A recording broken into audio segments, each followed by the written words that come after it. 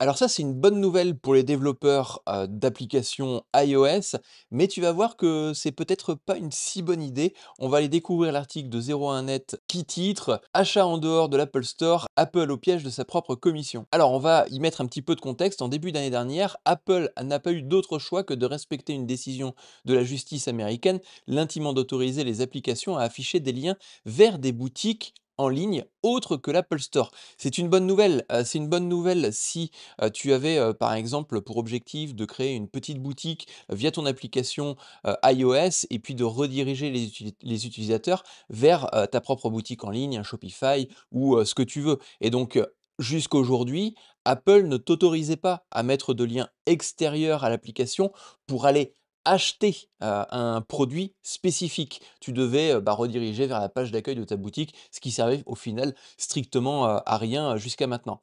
Donc depuis l'an dernier, les développeurs iOS américains qui le souhaitaient peuvent intégrer dans leurs applications des liens vers leur propre boutique en ligne. Ils ont donc enfin la possibilité de communiquer directement avec leurs utilisateurs sur des promotions pour un abonnement par exemple ou pour des objets virtuels. Donc c'est là que c'est intéressant. Prends par exemple une application comme Netflix. Aujourd'hui Netflix, ce n'est qu'une liseuse de films. Tu ne peux pas t'abonner par l'intermédiaire de l'application Netflix, ou en tout cas il me semble que tu ne peux pas le faire aujourd'hui. C'est problématique parce que si tu viens t'abonner par l'application Netflix, eh bien Apple veut prendre une commission sur cet abonnement tous les mois. Sauf que, dans un certain nombre de secteurs, tu as une marge entre la vente de ton produit et tout simplement ce que tu, peux, potentiellement, gagner avec, l'application et la commission. Si par exemple, tu vends un abonnement à 10 € et que sur ces 10 € tu as une marge de 1 €, mais que Apple te prend déjà 15, ta marge, elle est grillée, tu vois? Elle est bouffée par la commission d'Apple et c'est ça qui posait problème pour un certain nombre de, produits, en ligne et que tu ne pouvais pas développer, sur Apple Store et que tu pouvais, par exemple, faire, sur, du, Google, standard. Donc ça, c'est une bonne nouvelle pour les personnes qui veulent vendre des produits à l'extérieur de l'application, que ça soit un service comme ça soit un produit numérique, par exemple. Alors, je précise numérique parce que les produits physiques, c'est un petit peu différent, tu n'as pas de commission à proprement parler là-dessus. Apple, plus gourmand que jamais, interdisait cette pratique depuis toujours, obligeant les développeurs à passer uniquement par l'Apple Store pour gérer les paiements et à verser à l'entreprise une commission de 15% ou 30 sur chacune des transactions. Alors c'est de 15 à 30, ça dépendait de ton chiffre d'affaires. Par exemple, des sites comme Epic Games qui font du gros volume de chiffre d'affaires, eux, ils étaient dans la catégorie 30. Tu vois, l'équivalent d'une flat tax, sur les produits financiers, alors que toi, voilà, si tu développes une petite application qui fait quelques milliers, d'euros de chiffre d'affaires, tu pas trop inquiété, ça reste à 15. Mais tout ça est dû justement, au résultat du procès fleuve entre Epic Games et Apple et que la firme à la pomme doit proposer une solution permettant aux développeurs de mettre des liens vers des boutiques externes dans leurs applications. Donc c'est une victoire, effectivement, c'est une victoire, mais au final peut-être pas tant que ça. Parce qu'en fin de compte, ce qu'ils ont fait, c'est qu'ils ont pris un certain nombre de règles diverses et variées pour pouvoir contrer tout ça. Et maintenant, le développeur doit obtenir déjà des autorisations spéciales. L'utilisateur doit passer à travers un panneau d'avertissement qui peut effrayer et décourager l'achat. Tu sais, c'est un petit peu les pages sandwich.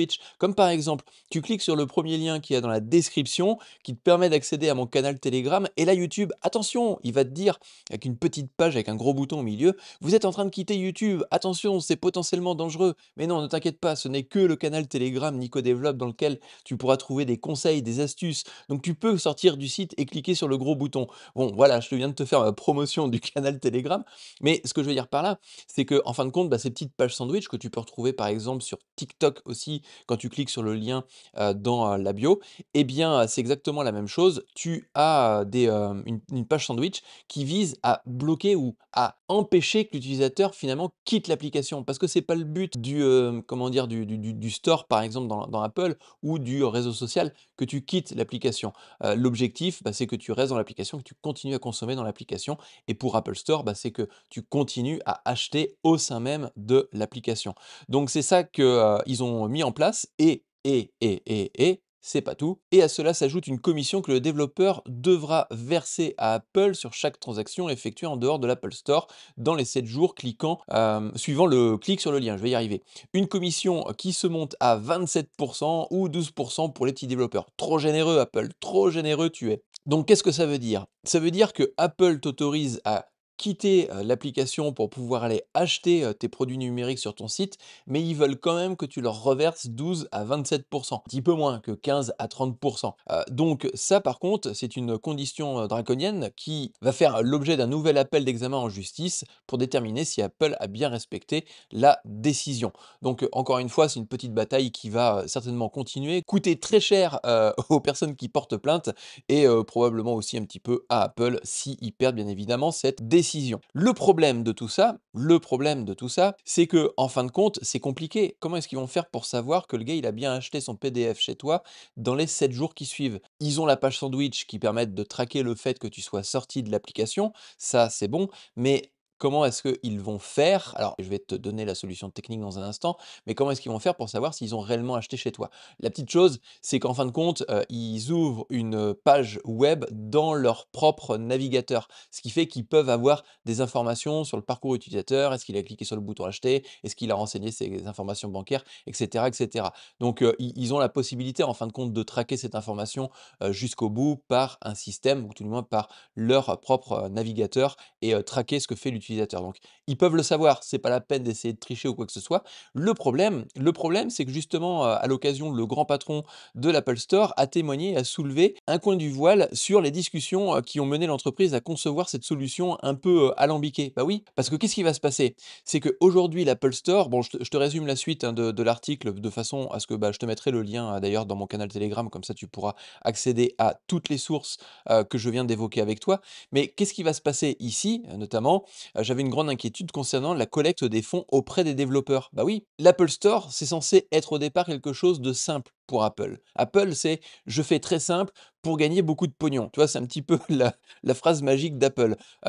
Donc ça veut dire qu'aujourd'hui, ils autorisaient les utilisateurs à payer uniquement que par l'Apple Store. Ils récupéraient, leur argent, leur commission et ils te reversaient ton argent. C'était très simple mathématiquement, parlant, et notamment d'un point de vue technique, c'était très simple à mettre en place. Maintenant, il va falloir qu'ils contrôlent que le développeur qui a mis le lien dans son application et que l'utilisateur soit sorti de l'application, qu'il ait effectivement bien acheté, sur, le site du, développeur et que le développeur ait bien reversé sa petite commission de 27 à 12.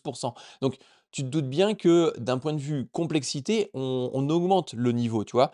Et c'est ce que justement, il, explique dans cette phrase-là, que, bah, il va falloir qu'il transforme en fin de compte l'Apple Store en service de recouvrement. Tu vois, le truc, c'est: Apple devra-t-elle poursuivre les développeurs qui ne payent pas les commissions? Quid de la gestion des impayés? Est-ce que cette mauvaise volonté n'allait pas brûler le pont entre, les développeurs et puis, l'Apple Store? Et cetera, et cetera. Donc effectivement, là, pour le coup, Apple l'Apple Store deviendrait un service de recouvrement. «Ah, tu pas payé ta commission de 27.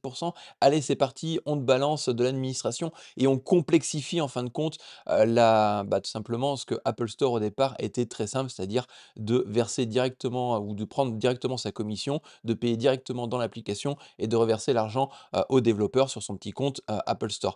Donc c'est un petit peu la problématique que l'on a aujourd'hui. C'est aussi pour ça d'ailleurs que je développe moins d'applications sur l'Apple Store, parce que ça commence à m'énerver un petit peu, pour plein de raisons. Alors il y a une raison, qui est qualitative, c'est-à-dire que tu dois développer des applications qui soient de qualité, mais ça je pense que c'est normal, parce que, ils ont un standing d'applications à avoir sur l'Apple Store. De l'autre côté, effectivement, l'Apple Store, c'est quand même une puissance de feu pour pouvoir promouvoir tes applications assez rapidement, surtout quand elles sont payantes.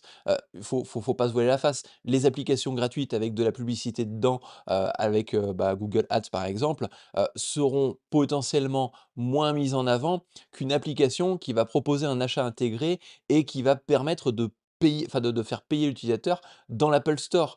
Et ça va être exactement pareil peut-être pour les applications qui proposent un lien à l'intérieur.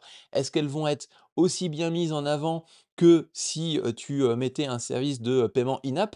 Ou est-ce qu'elles vont être un petit peu mis au rang des, publicités? C'est-à-dire, un petit peu dans le fin fond, des applications d'Apple. Donc tu vois, ça peut poser plein de questions, plein de problématiques et puis encore une fois, à chaque fois, c'est une bataille sans nom. On te pose toujours, on te met toujours des petits bâtons dans les roues, quand tu, déploies tes applications et malheureusement, ça devient aussi compliqué ou de plus en plus compliqué aussi, sur, Google Play. Google Play sont en train de mettre des contrôles supplémentaires. Alors des contrôles supplémentaires aussi bien fiscal, aussi bien sur l'utilisateur, sur le contrôle de la donnée. Je ne sais pas si tu as déjà mis une application par exemple sur Google Play, mais tu te retrouves à remplir une fiche ou tout du moins un questionnaire gigantesque de questions diverses et variées, voire même certaines, dis, bah, je réponds oui parce que je ne sais pas trop à quoi ça correspond.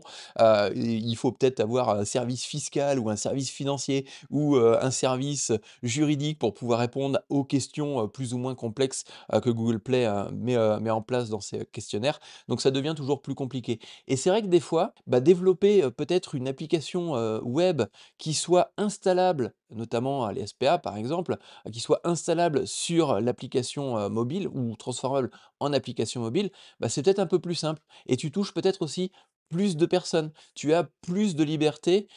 Tu pas obligé de vendre uniquement que, sur l'Apple Store ou que sur Google Play. T'es pas obligé la dernière chose, par exemple, avec Stripe. Stripe sur, le store, c'était déjà une galère à configurer pour être conforme à l'Apple Store et aujourd'hui, ils sont en train de faire marche arrière sur le principe que finalement, ils vont peut-être plus autoriser, les, paiements avec Stripe sur les applications de, l'Apple Store. Donc tu vois, Apple fait toujours très compliqué, à leur, décharge.